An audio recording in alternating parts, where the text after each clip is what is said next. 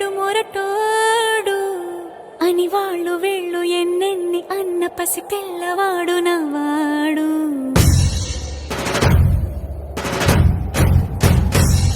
వీడు ముండోడు అని ఊరు వాడ అనుకున్న గాని మహారాజు నాకు నవ్వాడు.